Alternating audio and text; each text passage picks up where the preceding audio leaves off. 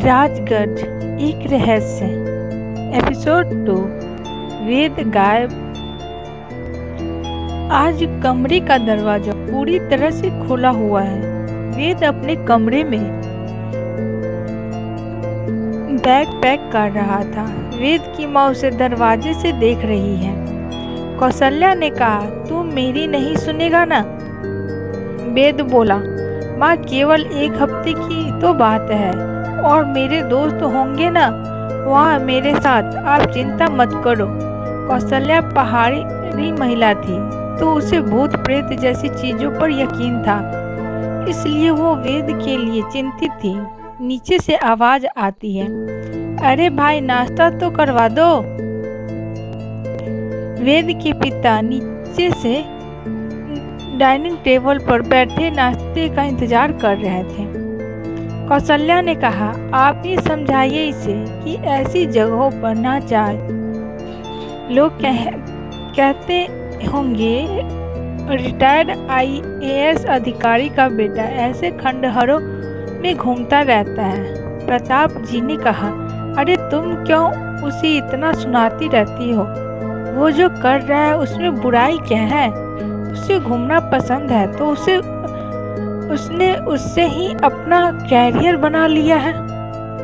कौशल्या ने कहा, आपके लाड प्यार ने ही इसे इतना बिगाड़ दिया है। करो जिसका जो मन आए वो करो। खुद से ही बोलती हुई नाश्ता करने के बाद वेद घर से निकलने के लिए बैग उठाता है, पर माँ अपने बच्चों से ज्यादा नाराज भी कहाँ रह पाती। वो वेद को रोकने का इशारा करती है। कौशल्या ने कहा, जब मैं तुम्हारे पिताजी के साथ काल भैरव के मंदिर गई थी तो वहां से मैं तुम्हारे लिए ये रक्षा सूत्र लेकर आई हूँ। मैं जानती हूँ तुम्हें इन सब पर भरोसा नहीं है, पर फिर भी मेरे लिए इसे धारण कर लो। वेद अपनी माँ को ना नहीं कर पाया और उसने वह रक्षा सूत्र गले में पहन लिया। वेद अपने घर से निकल गया। बस स्टैंड पर उसको उसके तीनों दोस्त मिल गए। उदय बोला, आज के दिन तो जल्दी उठ जाता। वेद बोला, अरे मम्मी ने रोक लिया था थोड़ी देर, बस इस वजह से देर हो गई। अच्छा बस तो 9 बजे की है ना, अभी 15 मिनट बाकी हैं। काशी कहाँ है? वो नहीं दिख रही। उदय बोला, तू तो उससे जानता है, वो सपने में भी कभी ऐसी जगहों पर जाने के लिए नहीं मानेगी। वेद बोला, उससे कम से कम बात तो करनी चाहिए थी ना इस बारे में। अब अच्छा छोड़ो, हम सब घूम रहे हैं और वो घर पर है। युग ने कहा, खरे अरे छोड़ो इन बातों को, ये तो बताओ कि प्लान क्या है? हमारे पास सिर्फ 1 हफ्ता है। हमारी डेस्टिनेशन क्या होगी? अविनाश बोला, ये तो हमारे ट्रैवल साहब ही बताएंगे। सब एक हंसी के साथ वेद की तरफ देखते हैं। वेद बोला, हम यहाँ से पहले देहरादून जाएंगे। देहरादून में आज रेस्ट करेंगे, सुबह मसूरी के लिए निकलेंगे। वहाँ से फिर हम ऋषिकेश और फिर हरिद्वार जाएंगे। उसके बाद आखिर के 3 दिन हम राजगढ़ में जाएंगे और वहाँ 3 दिन बिताएंगे, क्योंकि मुझे वहाँ शूट भी करना है। जब जब वेद के मुंह से राजगढ़ का नाम आता, उसके दोस्त उसको तीखी नजरों से देखते। अविनाश बोला, लो बस भी आ गई। चारों दोस्त बस में बैठ जाते हैं और यहीं से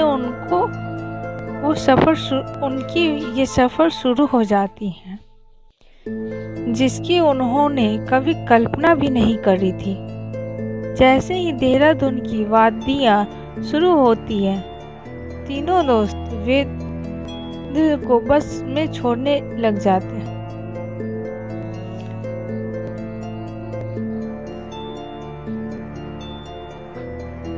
उसे देखकर गाना गाने लगते हैं। शाम को वे सब देहरादून पहुंचे। सभी थके थे तो उन्होंने सबसे पहले एक होटल ढूंढा और आराम करने का सोचा। सुबह उठकर चारों मसूरी के लिए रवाना हुए। ऊंचे ऊंचे पहाड़ पर झरने उसे एक अलग ही सुकून दे रहा था। वेद का चेहरा देखकर हर कोई कह सकता है कि उसे सिर्फ दिन बीतने का इंतजार है। वेद के दोस्तों ने उसे राय दी कि इंटरनेट पर उन्होंने इंडिया के मोस्ट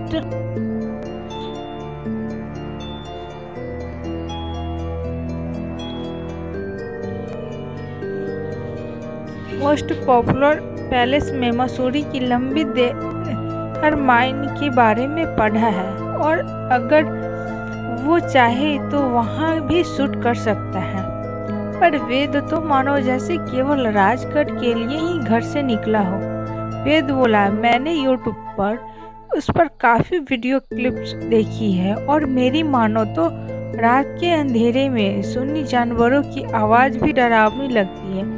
कई लोग वहाँ जा चुके हैं पर वो हमेशा यही बताते हैं कि उन्होंने आवाज़ें सुनी हैं। वेद के तर्क मानो ऐसे थे जैसे उसे राजगढ़ के अलावा दूसरी कोई जगह शूट ही नहीं करनी थी। उसका अपने काम के प्रति उसका ये जुनून ही था जो उसे दूसरों से अलग बनाता था। वो चारों शाम को घूम फिरकर होटल पहुंचे और यह सोचने लगे कि कल ऋषिकेश जाएंगे तो कहाँ कहाँ घूमे। तभी बातें करते करते वेद उनसे पूछता है, यार तुम्हें क्या लगता है, क्या राजा की आत्मा अभी भी राजगढ़ में घूमती होगी?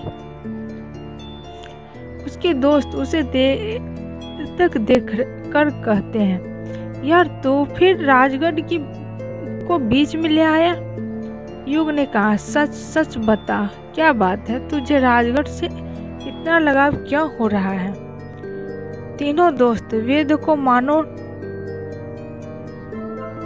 कटघरे में खड़ा करके पूछ रहा हो, बता बता क्या बात है। वेद बोला, यार लगाव जैसा तो कुछ नहीं है, पर मैं अब तक जहाँ भी गया हूँ हमेशा महल की खूबसूरती देखी है। हाँ, मैं कुछ ऐसे भी जगह गया हूँ जहाँ माना जाता है कि वो जगह डरावनी है, पर अगर तुम उसकी तक पहुँचोगे तो तुम्हें पता चलेगा कि वहाँ केवल भूत प्रेतों का साया है, क्योंकि वह जगह काफ़ी समय से खंडहर है, या तो वहाँ किसी की हत्या कर दी गई थी। अविनाश बोला, तो?